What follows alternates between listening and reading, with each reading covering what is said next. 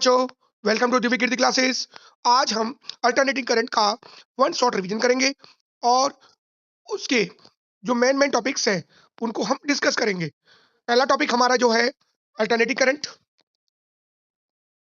And electric current whose magnitude continuously change with time and direction reverse periodically। क्या होता है ये? I equal to I not sine omega t. I naught क्या होता है? I naught का मतलब क्या है? पीक वैल्यू और maximum value of alternating current.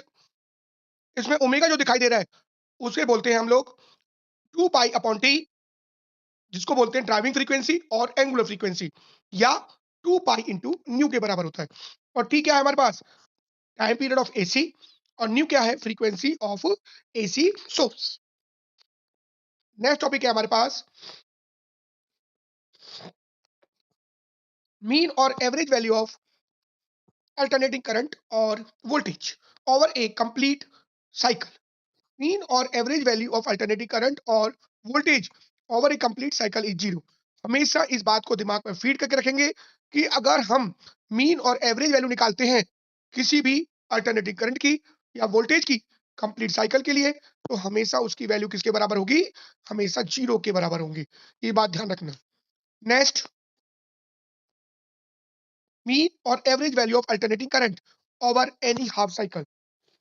इसके लिए आप लोग कुछ बातों को ध्यान रखेंगे। नंबर एक बात, जब मीन और एवरेज वैल्यू की बात करेंगे तो हमेशा चार्ज सेंड करेगा सर्किट के अंदर, और हमेशा जो मीन और एवरेज वैल्यू निकलेगी वो कब निकलेगी? वो हमेशा हाफ साइकिल के लिए निकलेगी। क्या बोल रहा हूं मैं आपसे? It is that value of steady current which would send the same amount of charge through a circuit in time t of half cycle t by 2 is sent by AC through the same circuit in the same time। तो आपके पास जो average value होगी वो कितनी होगी? 2 upon pi into आई naught. और 2 upon पाई की जो वैल्यू होती है वो 0.637 ऑफ आई नॉट के बराबर होगी। और अगर हम ये वोल्टेज के लिए निकालते हैं तो वोल्टेज के लिए वैल्यू कितनी हो जाएगी हमारे पास? 2 upon pi into V naught के बराबर होगी। किसके बराबर होगी? V naught. ध्यान रखना इस बात को। और ये हो जाएगा आपका 0.637 ऑफ आई नॉट के बराबर होगा। किसके बराबर होगा? ध्यान रखना, 0.637 ऑफ वी नॉट के बराबर होगा। तो इसका मतलब आपको मीन और एवरेज वैल्यू आपको समझ में आ गई होगी। मीन और average value of alternating current और alternating voltage over half cycle, तो उसकी वैल्यू कितनी होगी? 2 upon pi of I naught. और अगर वोल्टेज की बात करेंगे तो 2 upon pi into V naught के बराबर होगी। और अगर कंप्लीट साइकिल की बात करेंगे तो हम करंट की बात करें, वोल्टेज की बात करें, दोनों में वैल्यू कितनी होगी? जीरो के बराबर होगी। नेक्स्ट टॉपिक हमारा है root mean square value of alternating current, जिसे हम आरएमएस वैल्यू बोलते हैं, वर्चुअल वैल्यू ऑफ करंट बोलते हैं, और इफेक्टिव वैल्यू ऑफ करंट बोलते हैं।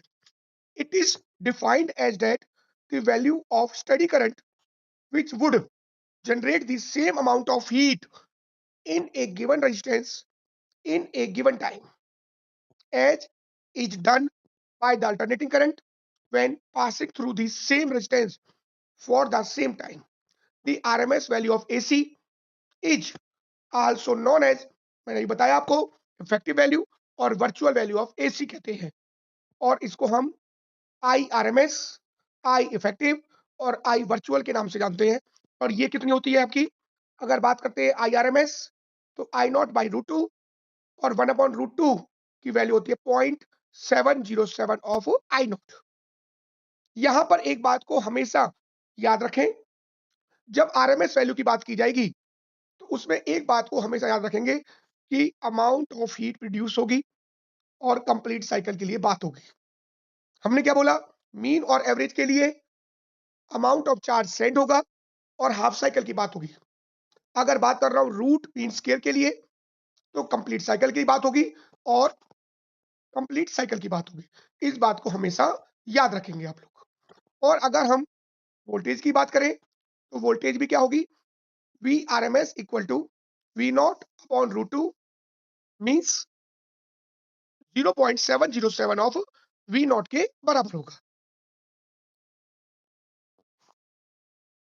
ये जो नेक्स्ट टॉपिक आपको दिखाई दे रहा है, AC circuit containing pure resistance circuit.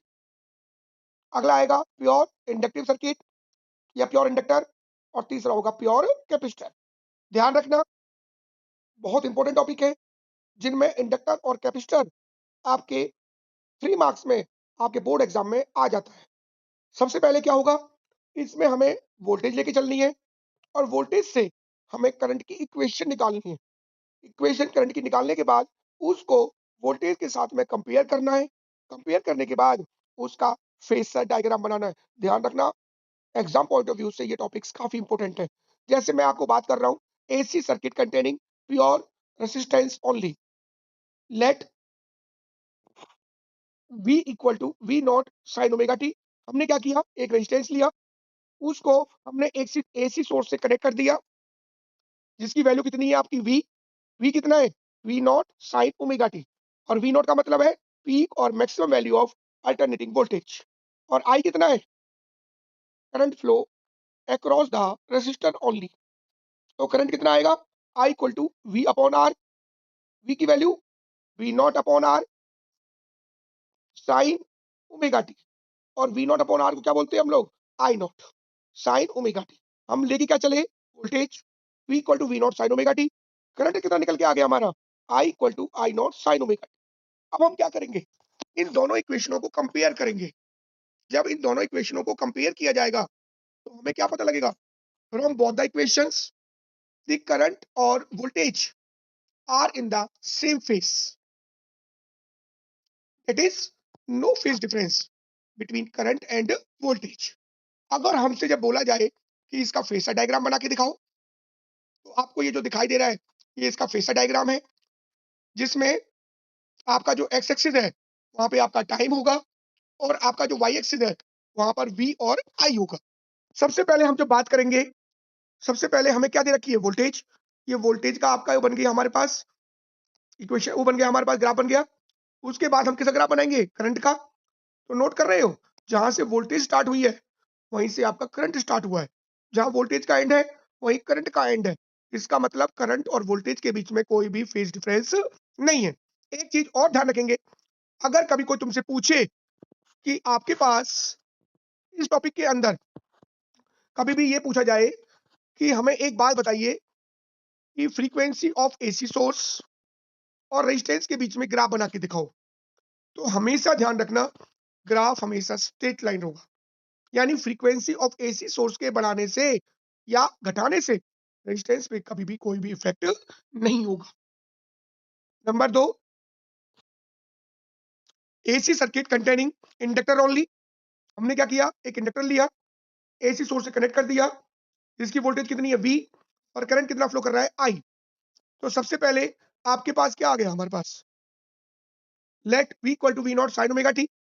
यहां से जब हम इसको सॉल्व करेंगे तो हमारे पास जो करंट की इक्वेशन आएगी वो I equal to I naught sine omega T minus pi by 2 के बराबर होगी। किसके बराबर होगी, पाई बाई 2 के बराबर। यानी I equal to I naught sine omega T minus pi by 2, where जिसमें I नॉट कितना होगा, V naught upon L omega. अगर मैं इसको कंपेयर कर दूं किसी भी जनरल इक्वेशन के साथ में, यानी I naught equal to V naught upon R, तो आपके पास ध्यान रखना, जो रेजिस्टेंस है वो आपका L ओमेगा के बराबर होगा। और जो इक्वेशन दो आई है मेरे पास, equation number 1 and this is equation number 2, अगर दोनों इक्वेशनों को आपस में मैं क्या करता हूं, कंपेयर करता हूं, तो आप बता सकते हैं कि अल्टरनेटिंग करंट, यानी current lags behind the voltage by an angle pi by 2, that is the phase difference between current and voltage is pi by 2। यानी करंट आप कहां से आ रहा है, नीचे से आ रहा है, और वोल्टेज आपकी उससे आगे से आ रही है। हमेशा इसको ध्यान रखेंगे। अगर आपसे बोला जाए कि इसका फेजर डायग्राम बनाओ, तो फेजर डायग्राम के लिए आप लोग क्या करेंगे, आप सबसे पहले आप वोल्टेज को दिखाएंगे, वोल्टेज आपने दिखा दी। उसके बाद क्या कह रहा है, करंट लेग बिहाइंड है, कितना लेग बिहाइंड है, पाई बाई 2। तो ग्राफ कहां से स्टार्ट होगा, करंट का नीचे से। ये आपका फेजर डायग्राम हो गया। इसमें आपसे एक बात पूछी जाती है इंडक्टिव रिएक्टेंस। पेपर में एक वर्ड आएगा डिफाइन रिएक्टेंस, और रिएक्टेंस भी दो तरह का होगा, एक इंडक्टर के अंदर इंडक्टिव रिएक्टेंस, एक कैपेसिटर के अंदर जिसको कैपेसिटिव रिएक्टेंस बोलेंगे। जब बात हो रही है reactance same as the resistance, resistance means oppose करना, तो हम क्या कहेंगे, it is defined as the effective opposition of fluid to flow of current through the inductor only. और ये किसके बराबर होता है, एक्सएल, और एक्सएल बराबर होता है एल ओमेगा, और ओमेगा की वैल्यू कितनी होगी, 2 pi into new into L के बराबर होगी। और अगर कभी भी आप लोगों से ग्राफ के लिए बोला जाए, किसके बारे में, वही फ्रीक्वेंसी ऑफ एसी सोर्स और एक्सएल के बीच में, तो हमेशा दिमाग में बिठा लेना, ग्राफ हमेशा कैसा होगा, स्ट्रेट लाइन के बराबर होगा। यानी अगर फ्रीक्वेंसी ऑफ एसी सोर्स बढ़ेगा तो इंडक्टिव रिएक्टेंस बढ़ेगा, फ्रीक्वेंसी ऑफ एसी सोर्स घटेगी तो आपका एक्सएल घटेगा। इस बात को हमेशा आप याद रखेंगे। Topic, AC circuit containing pure capacitor only. इसमें हम क्या लेंगे, एक कैपेसिटर लेंगे, एसी सोर्स से कनेक्ट कर देंगे, करंट कितना फ्लो करेगा, आई फ्लो करेगा, तो हमारे पास वोल्टेज कितनी होगी, V equal to V naught I sine omega t, और करंट कितना बनेगा हमारे पास, I equal to I not sine omega t plus pi by 2। अगर दोनों इक्वेशनों को कंपेयर किया जाए तो both the equation show that current leads the voltage, current ज्यादा है किससे, वोल्टेज से, कितना, by an angle pi by 2, that is the phase difference between current and voltage is pi by 2। अगर आपसे बोला जाए कि इसका फेसर डायग्राम बना के दिखाइए, तो फेसर डायग्राम में वोल्टेज वही रहेगी, लेकिन करंट कहां से स्टार्ट होगा, लीड है। रिएक्टेंस क्या होता है, the effective opposition of fluid to flow of current across the capacitor only. और X C equal to 1 upon omega C, omega की वैल्यू कितनी होती है, 2 पाई न्यू, तो 1 upon 2 pi nu into C के बराबर होगी। हमेशा इस बात को ध्यान रखेंगे। आपके पास टोटल हमने 3 टॉपिक किए, alternating voltage across the resistor only, inductor only, capacitor only. अब नेक्स्ट टॉपिक है जो हमारे लिए मोस्ट इंपोर्टेंट है एग्जाम के अंदर, चाहे वो एचबीएससी हो या सीबीएसई हो, सभी में 5 मार्क्स में आता है। टॉपिक का नाम है आपका alternating voltage through LCR circuit. इसमें इंडक्टर, कैपेसिटर और resistor both are connected in series with AC source like this, और I क्या है, the RMS value of current के बराबर है। तो हम वोल्टेज कितना लेके चलेंगे, हम इसमें V equal to V not sine omega T, current क्या लेंगे हम इसमें, जनरल लेंगे, I equal to I not sine omega T minus five के बराबर, और आई नॉट कितना है, वी नॉट बाय जेड। फिर उसके बाद हम लोग क्या करेंगे,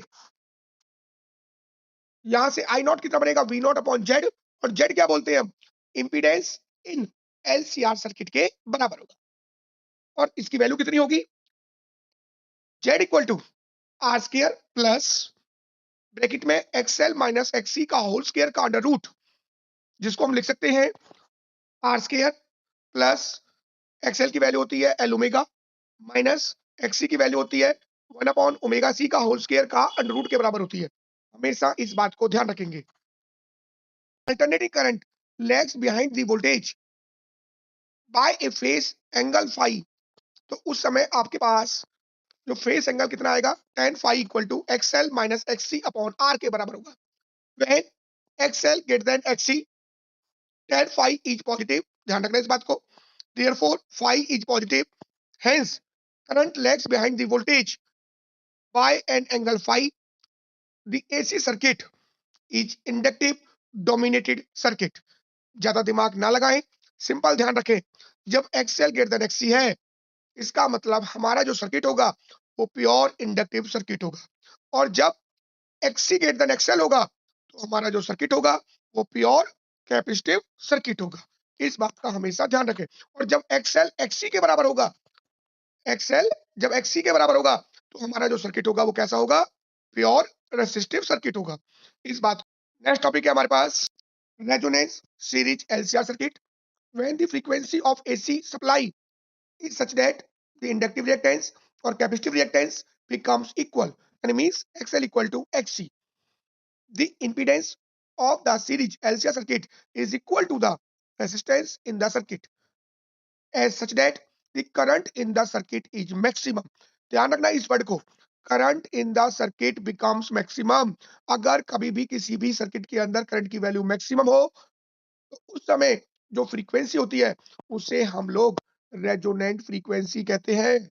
और वो कितनी होती है? 1/2 pi under root L into C. और इस फिनोमिनन को क्या कहते हैं हम लोग?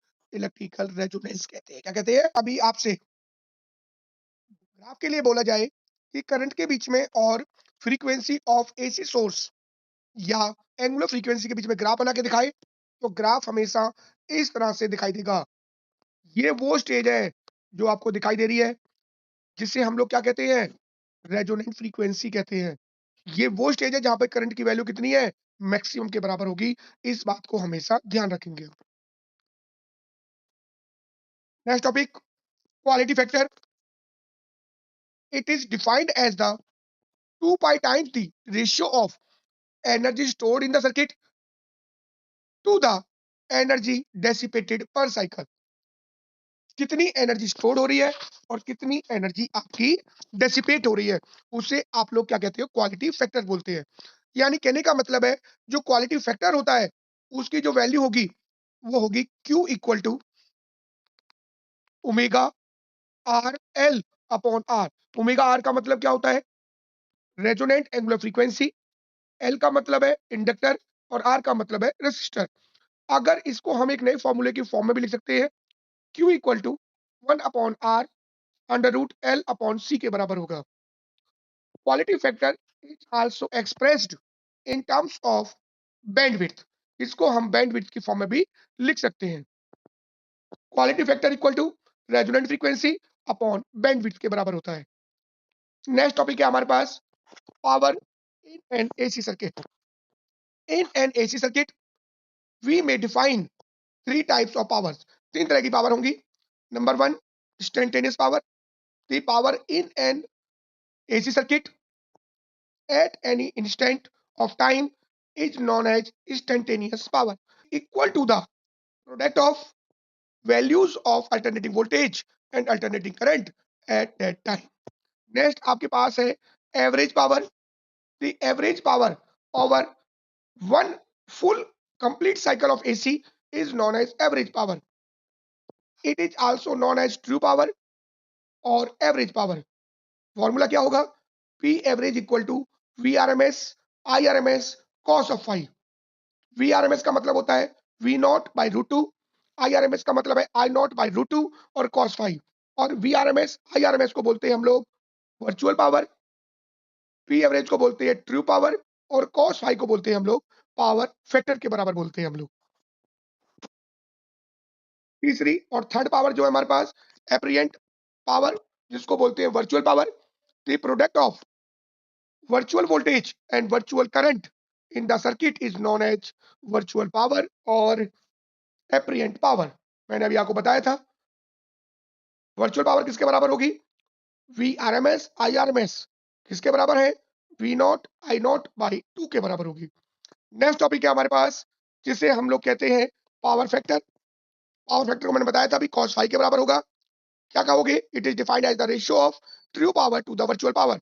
या दूसरे फॉर्मूले की बात करें तो आप लोग कह सकते हैं it is defined as the ratio of resistance to the impedance. एक बात हमेशा दिमाग में फीड करके रखें कि इसकी वैल्यू हमेशा पॉजिटिव रहेगी और 0 और 1 के बीच में रहेगी। किसके बीच में रहेगी? 0 और 1। अगर बात करेंगे हम प्योर रेसिस्टिव के लिए, तो इसकी वैल्यू होगी आपकी हमेशा 1 के बराबर होगी। और बात करेंगे अगर प्योर इंडक्टिव, तो इसकी वैल्यू हमेशा 0 के बराबर होगी। इसके बाद अगर हम बात करते हैं एलआर सर्किट के लिए, तो वैल्यू क्या होगी? Z equal to R square plus XL का होल स्क्वायर का अंडर रूट और cos phi की वैल्यू होगी R अपॉन Z। बात करेंगे अगर आरसी सर्किट के लिए, आरसी का मतलब होता है कैपेसिटिव रेसिस्टिव सर्किट, तो Z की वैल्यू होगी R square plus X C का होल स्क्वायर का अंडर रूट। यानी cos phi equal to R और Z की वैल्यू कितनी है? R square plus X C का होल स्क्वायर का अंडर रूट इसके नीचे रख देंगे। अगर बात करेंगे एलसीआर के लिए, फॉर्मूला तो हम जानते ही है, cos phi किसके बराबर है? R upon Z। और Z किसके बराबर है? R square plus XL minus XC का होल स्क्वायर का अंडर रूट। तो आसानी से इसको फाइंड कर सकते हैं। अगर हम आपसे बात करें कि रेजोनेंस की बात करें, तो XL इक्वल टू किसके बराबर होगा? XC के। तो Z किसके बराबर हो जाएगा? R के। तो इस केस में हमेशा phi की वैल्यू कितनी होगी? 0 और cos phi की वैल्यू कितनी होगी? 1। ये हमेशा याद रखेंगे आप। Next topic, wattless current. The average power associates over a complete cycle with a pure inductor or pure capacitor is 0 even through a current is flowing through that. This current is known as wattless current और इसको कहते हैं हम ideal current कहते हैं। इस बात को ध्यान रखेंगे। Next topic, transformer. It is a device which convert low alternating voltage at high current into high alternating voltage at low current. It means transformer is a device which increase or decrease alternating voltage. It work on the principle of mutual induction. ध्यान रखना ये इसका principal है। कहीं कोई पूछे आप लोगों से कि ट्रांसफार्मर का प्रिंसिपल क्या है, तो आपका जवाब होना चाहिए कि म्यूचुअल इंडक्शन। ट्रांसफार्मर हमेशा दो तरह के होंगे। Step up transformer. Step up transformer में क्या होता है? जो लो अल्टरनेटिव वोल्टेज को हाई अल्टरनेटिव वोल्टेज में कन्वर्ट करता है उसे स्टेप अप ट्रांसफार्मर बोलते हैं। और जो हाई अल्टरनेटिव वोल्टेज को लो अल्टरनेटिव वोल्टेज में कन्वर्ट करता है उसे हम स्टेप डाउन ट्रांसफार्मर बोलते हैं। अगर आपसे पेपर में पूछा जाए कि इसकी कंस्ट्रक्शन बताइए, तो इसमें क्या होता है? It consist of two coils wound over the laminated iron core. The first coil, known as primary coil, connected with AC source, and second coil connected with load resistance through which output is obtained. अगर बात करेंगे हम working की, तो working में हम क्या करते हैं कि जब आपके पास प्राइमरी कॉइल के अंदर करंट फ्लो करेगा तो मैग्नेटिक फील्ड पैदा होगी। मैग्नेटिक फील्ड पैदा होगी, मैग्नेटिक फ्लक्स चेंज होगा, इंड्यूस ईएमएफ बनेगा। और इंड्यूस ईएमएफ कितना आएगा प्राइमरी के लिए? तो EP equal to minus NP D phi upon D. अगर बात करें सेकेंडरी के लिए तो कितनी आएगा आपके पास? E S equal to minus N S D phi upon D T के बराबर होगा। अगर मैं दोनों इक्वेशनों को एक दूसरे को डिवाइड कर देता हूं, तो डिवाइड करने के बाद मेरे पास जो नई इक्वेशन बनेगी वो आपकी कौन सी हो जाएगी? वी एस बटे VP equal to N S बटे एनपी। अगर हम बात करते हैं एक आइडियल ट्रांसफार्मर की, और आइडियल में क्या होता है? Input power equal to output power. इसका मतलब V S I S equal to VP IP के बराबर होगा। यानी वी एस बटे वीपी इक्वल टू आईपी बटे आई एस, और बराबर किसके हो गया? पहले से जानते हैं हम, एन एस बटे एनपी के बराबर होगा। अगर स्टेप अप ट्रांसफार्मर की बात कर रहे हैं, हमेशा number of turns in secondary coil is greater than number of turns in primary coil के ज्यादा होगा हमेशा, और आपके पास वोल्टेज बढ़ेगी। बात करेंगे स्टेप डाउन के लिए, तो स्टेप डाउन में क्या होता है कि प्राइमरी में नंबर ऑफ टर्न्स क्या होती है हमारे पास? ज्यादा होती है, और सेकेंडरी में नंबर ऑफ टर्न्स क्या होती है? कम होती है। और आपकी जो अल्टरनेटिव वोल्टेज है वो हमेशा डिक्रीज होगी। इस बात को ध्यान रखेंगे। और कभी अगर आपसे पूछा जाए अगर आइडियल ट्रांसफार्मर है, इसका मतलब क्या होगा कि no power loss takes place, input power equal to output power. लेकिन ऐसा ट्रांसफार्मर के केस में नहीं होता। कुछ ना कुछ पावर हमेशा एनर्जी की फॉर्म में लॉस होती है, जिसे हम लॉस ऑफ ट्रांसफार्मर बोलते हैं। ये लॉस हमारे copper loss, iron loss, flux loss, hysteresis loss, इनके नामों से हम इसको जानते हैं। आज हम इस चैप्टर का एक ब्रेन मैप भी बना के दिखाएंगे। यानी कि एक छोटे से मैप की सहायता से पूरे के पूरे चैप्टर को किस तरह से रीड आउट कर सकते हैं उसके बारे में बताएंगे। चैप्टर का नाम क्या है हमारे पास? Alternating current. वो आप जानते हो, an electric current whose magnitude continuously change with times and direction reverse periodically। जिसमें हमारे पास टॉपिक कौन कौन से हैं? आपके पास मैंने तीन बताए। Alternative voltage applied across the resistor only, second मैंने बोला इंडक्टर ओनली, और थर्ड बोला मैंने कैपेसिटर ओनली।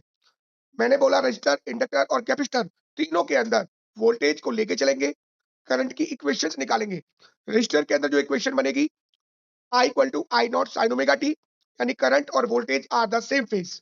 बात करेंगे इंडक्टर के लिए, I equal to I not sine omega T minus pi by two, means current lags behind the voltage by an angle pi by two. बात करेंगे कैपेसिटर के लिए, I equal to I naught sin omega t plus pi by 2. Current leads the voltage by an angle pi by 2। फिर हम इन तीनों का phasor diagram बनाएंगे और फेसर डायग्राम कंप्लीट करने के बाद ये हमारा टॉपिक कंप्लीट हो जाएगा। उसके बाद हम आगे जब चलेंगे इस टॉपिक के अंदर तो आपके पास क्या आएगा, मेरे पास तीनों को कंबाइन करेंगे एलसीआर बन जाएगा। एलसीआर बनेगा तो हम इंपीडेंस निकालेंगे और इंपीडेंस जो निकल के आएगा वो आपका निकल के आएगा Z equal to R square plus XL minus XC का होल स्क्वायर। यहां से अगर हम फेज डिफरेंस निकालेंगे तो tan phi equal to XL minus XC upon R के बराबर होगा। और अगर एक्सएल एक्सी से बड़ा है तो प्योर इंडक्टिव सर्किट, और एक्सी एक्सएल से बड़ा है प्योर कैपेसिटिव सर्किट, और एक्सएल एक्सी के बराबर है तो उसे आप प्योर रेसिस्टिव सर्किट बोलेंगे। उसके बाद हम बात करेंगे पावर के लिए। पावर क्या होगा, P average equal to V R M S I R M S cos of phi. P average को क्या बोलते हैं, true power. V R M S और आई आर एम एस को क्या बोलते हैं, वर्चुअल पावर। और कॉस फाई को क्या कहते हैं हम लोग, पावर फैक्टर बोलते हैं। पावर फैक्टर की अगर डेफिनेशन पूछी जाए तो आप बोलोगे it is defined as the ratio of true power to the virtual power. Value हमेशा कैसी होगी, पॉजिटिव। और वैल्यू कहां से कहां तक लाई करेगी, 0 और 1 के बीच में लाई करेगी। अगर हम बात करते हैं रेजोनेंस के लिए, रेजोनेंस मैंने आपको बताया एक्सएल इक्वल टू एक्सी के बराबर होगा। वो कंडीशन कब होगी, जब current in the circuit is maximum होगा। और वहां पर जो फ्रीक्वेंसी निकल के आएगी उसे आप रेजोनेंट फ्रीक्वेंसी बोलोगे, रेजोनेंट फ्रीक्वेंसी बोलोगे। और उसकी value 1 upon 2 pi under root L C के बराबर होगी। उसी के आगे हम एक नए टॉपिक की बात करेंगे जिसका नाम होगा क्वालिटी फैक्टर। और क्वालिटी फैक्टर की जो वैल्यू होगी Q equal to 1 upon R under root L upon C के बराबर होगी। हमने पूरा मैप को डिस्कस करने की कोशिश की।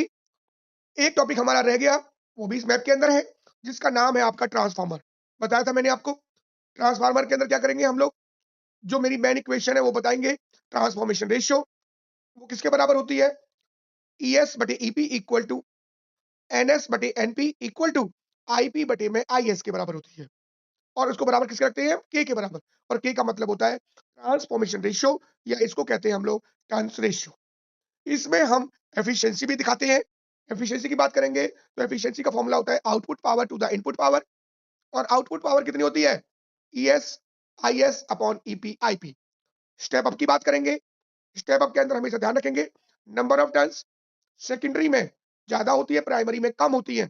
मींस वोल्टेज, आउटपुट वोल्टेज ज्यादा होगी, इनपुट वोल्टेज कम होगी।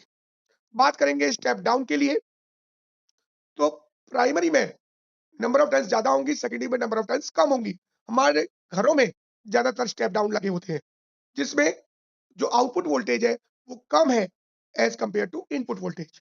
अगर हम बात करें आइडियल ट्रांसफार्मर की, जो कभी कोई होता ही नहीं है, लेकिन अगर हो तो कैसा हो, जिसके अंदर कोई भी पावर का लॉस ना हो, जितना हम इनपुट दें उतना आउटपुट हमको मिले। Students, welcome to Divya Kirti classes. आज की क्लास में हम क्लास 12 फिजिक्स के चैप्टर अल्टरनेटिंग करंट के मोस्ट इंपॉर्टेंट क्वेश्चंस को डिस्कस करने जा रहे हैं। ये क्वेश्चन एग्जाम पर्सपेक्टिव से काफी इंपॉर्टेंट है। अगर आप इन क्वेश्चन को प्रिपेयर कर लेते हैं तो आपकी इस चैप्टर से एग्जाम में मैक्सिमम क्वेश्चन करने की प्रोबेबिलिटी बढ़ जाती है। तो चलिए हम लोग शुरू करते हैं कि क्वेश्चन किस तरीके से। पहला जो टॉपिक है वो है ट्रांसफॉर्मर। इसमें क्वेश्चन है state the principal on which a transformer works, describe its construction with the help of label diagram and drive relation between current, voltage and number of turns। इसमें हमें क्या डिस्कस करना है, पहले तो हमें बता देना है कि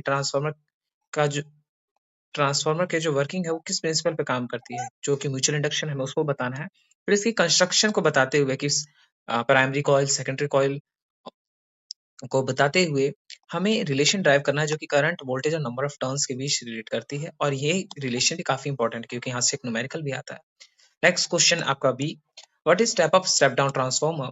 ये जो step up and step down transformer है ये कभी इसके साथ लिंक करके भी आ जाता है। जैसे इस क्वेश्चन में ट्रांसफॉर्मर की जगह लिखा आ जाएगा स्टेप अप या फिर स्टेप डाउन ट्रांसफॉर्मर, बाकी एज इट इज क्वेश्चन रहेगा।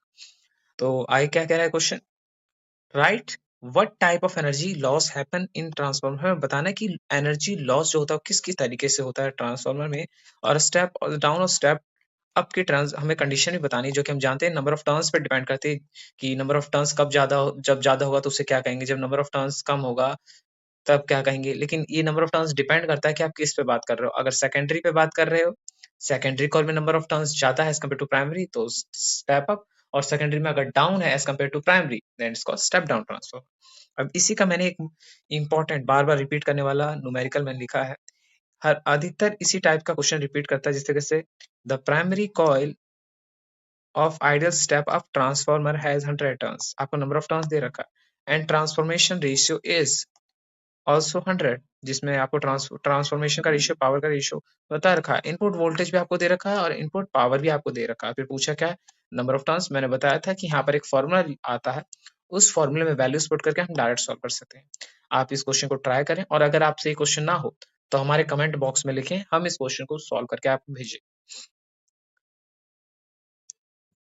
नेक्स्ट क्वेश्चन, नेक्स्ट जो हमारा टॉपिक है वो एलसीआर सर्किट है।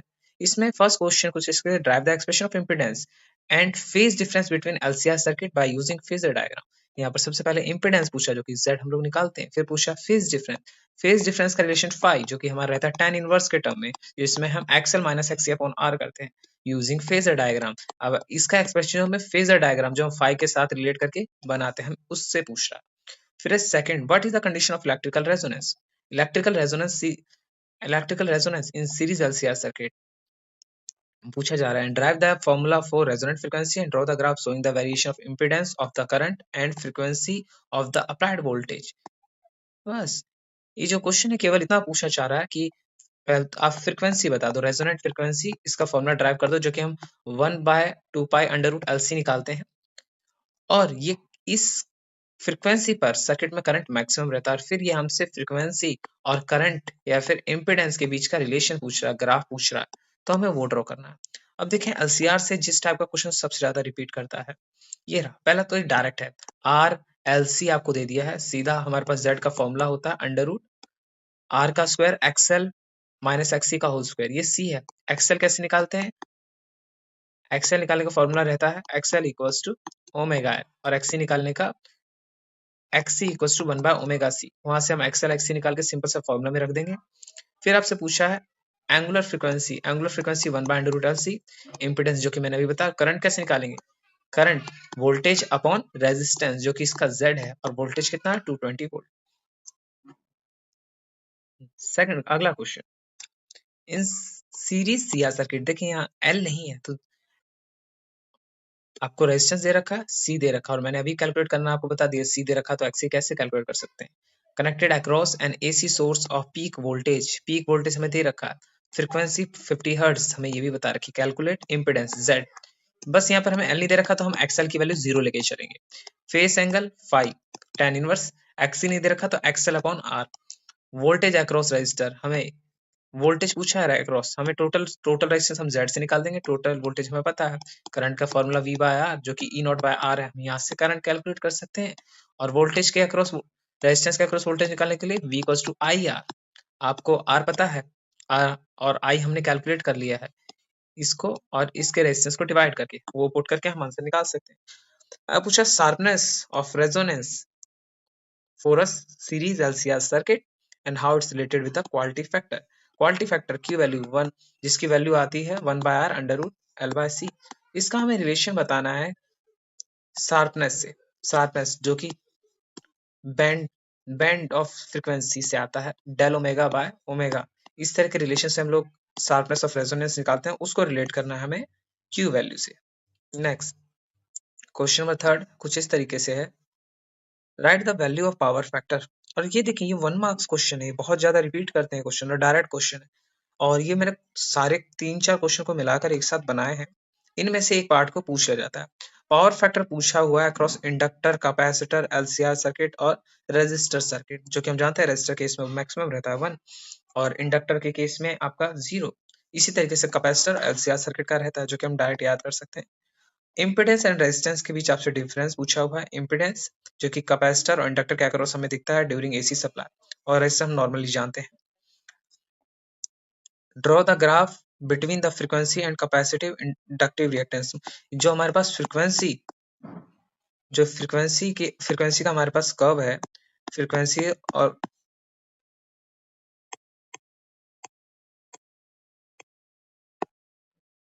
जो हम लोग फ्रीक्वेंसी का कर्व बनाते हैं कुछ इस तरीके से, फ्रीक्वेंसी और एक्सएल जो कि हमारा डायरेक्टली प्रोपोर्शनल रहता है और वही कैपेसिटर के केस में इनवर्सली प्रोपोर्शनल रहता है। ये कुछ इस तरीके से क्वेश्चन को पूछ रहा है, डायरेक्ट फॉर्मूला बेस्ड। ये कभी-कभी 1 नंबर में हमें देखने को मिल जाते हैं। इनमें से अधिकतर किसी न किसी क्वेश्चन को 1 मार्क्स में पूछा जाता है। फिर है ग्राफ, फ्रीक्वेंसी ये हमने डिस्कस कर लिया। Write the formula of RMS voltage current and average, जो कि अभी हम लोग जानते हैं V not under root two. इस तरह के रिलेशन में हमारे पास एवरेज और करंट की दोनों की वैल्यू है। एवरेज और आरएमएस की उन दोनों फॉर्मूले को याद रखना होता है। क्यों?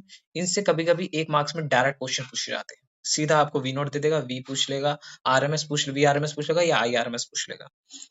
अब हमारे पास phasor diagram of purely capacitive inductive circuit, जिसमें हमें बताना पड़ता है कि प्योरली कैपेसिटिव सर्किट में करंट या वोल्टेज में कितना फेज डिफरेंस रहता है और किस सर्किट में करंट लीड करता है और किस सर्किट में वोल्टेज लीड करता है। इस तरीके से हमारे फाइनल होता है। यही इस चैप्टर के मोस्ट इंपॉर्टेंट क्वेश्चन है। अगर आपको ये वीडियो पसंद आया हो तो वीडियो को लाइक करें और हमारे चैनल को सब्सक्राइब करें।